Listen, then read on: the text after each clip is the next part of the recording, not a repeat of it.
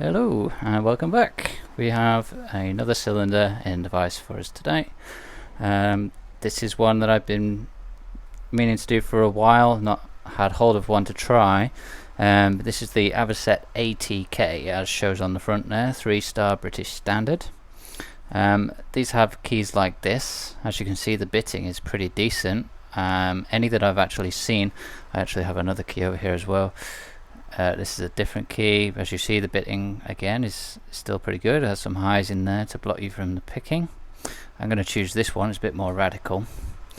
That belongs to this lock here, and there's a few features on this lock which make this a fairly difficult pick. Now, in the Bible, it has standard pins.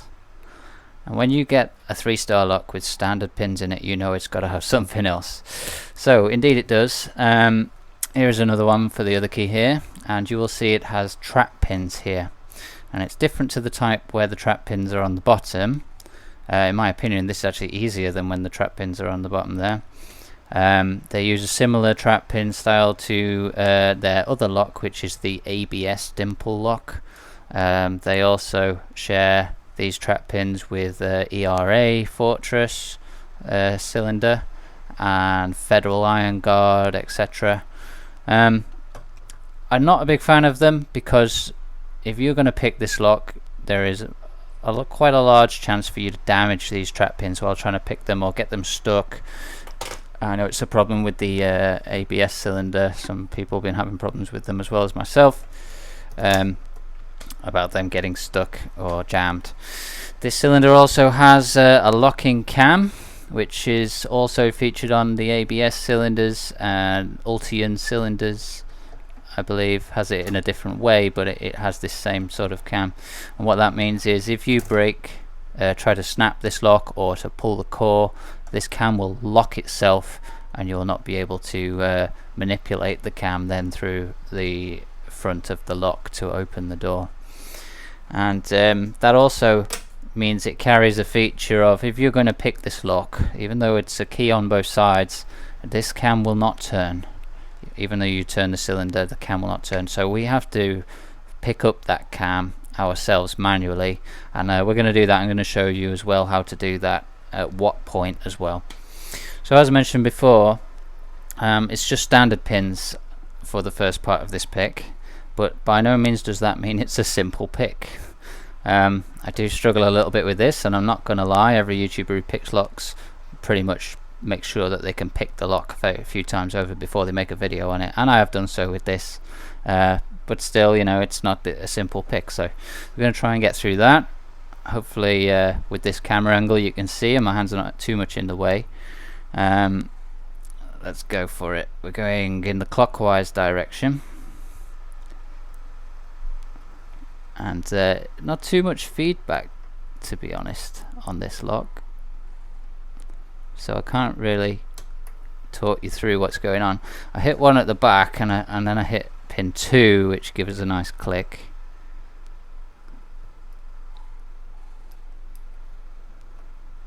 And obviously we've had the ability here to look at the key, so I know our key here has a high one up at the front, so we've got to make sure we don't knock him whilst getting the others.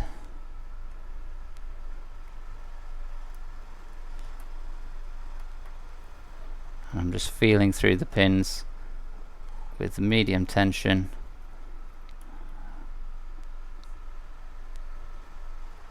Trying to find a binder and making sure we're not oversetting anything in the meantime. Oh, okay, there we go. So we're turning.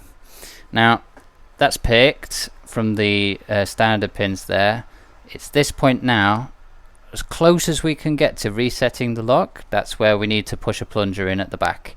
So hopefully we don't reset this lock whilst trying to do that, and you will feel a little spring plunger at the back. Put the tip of your pick on that and press it in while slowly turning to reset the lock until you feel your pick engage with the cam. I'm trying my best not to reset the lock. Okay, we got it, and then we can see the cam there turning. And now we're going to turn and land on the trap pins. And you may have seen those trap pins jump up in there. At this point, with the cam engaged, it will remain engaged. We no longer have to hold our pick on the back there. That's always going to stay engaged now. And now onto the traps. Trap pins always going to be on pins 2, 4 and 6 in this lock. Always. Regardless which way we're going or however. So these are going to give a little bit of feedback, sort of like spools, but you're not going to be able to press it all the way down until you get a click like a spool. You'll have to manually counter rotate when you feel that, and you need to know how to count pins if you're doing this, because if you start pressing down on the wrong pin,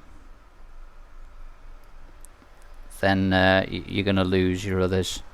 So I can't get my head, the camera's kind of in the way of where I would want to look at the pins, so don't be afraid to keep resetting as well if you're lost, because there's only 3 pins we're picking. Okay, I've got to click on the first trap pin. I'm going to the one at the back. Okay, we've got to click on him. These trap pins can be overset. They can protrude out from the body of the lock and go too far, so you need to be careful with that. And it also means that the string method cannot be used with this either. So check pin 2, seems like he's in the right place. 3, and then here's pin 4. Turning the tension backwards. Okay, there we go. So we got him, and as you can see, the cam is still coming round with us, so we're not having to pick that cam up. Now this is very important, and we're going to see this firsthand here because I haven't tested this, but I have a cut down key that I carry here, and we're going to want to stop the trap pins from this side jumping up into the keyway at the top there. I have tried this one and it did not work. I still got stuck with the trap pins, and this is you can see there, this is an ER2D key blank. Usually use this for almost all of this type of lock, but it didn't work, so I've taken one of my spare keys for this lock and made this a cut down key. I'm hoping that this will allow us now to turn the rest of the way. Insert that in there, and it has. So we're passing those trap pins at the bottom there. You can see them doing a little dance as it goes past, and that's it. You can pick back in the other direction exactly the same way. I'll tell you what, we might as well show this other cut down key not working whilst we're here, because I'm not going to close this one up on the video. So there we go, and it won't let me pass those traps. So you're going to have a dedicated cut down key for this one, it seems. And we can just see those traps are jumped up into the top of the keyway there. And you can, again, you can pick them out. You can use a flat wrench as well to get them out, or the spine of your pick, I imagine. But it's just going to be that bit more difficult to manage. There we go, I got that out, so it's possible. Okay, that's about it really. So they can be picked, will be a difficult pick. If you are not confident you know how to do this lock, and you are a locksmith trying to do it on a job and you see this mark on the front, if you're not confident, you're best not to do it, or at least be prepared to have a die grinder and drill this cam out. If you can't manage it, you've got to be prepared to get in another way, so just be careful whilst you're picking it. And well, that's about it. Happy picking, everybody. Stay cool in this ridiculous heat, and hope you're all well. See you in the next one.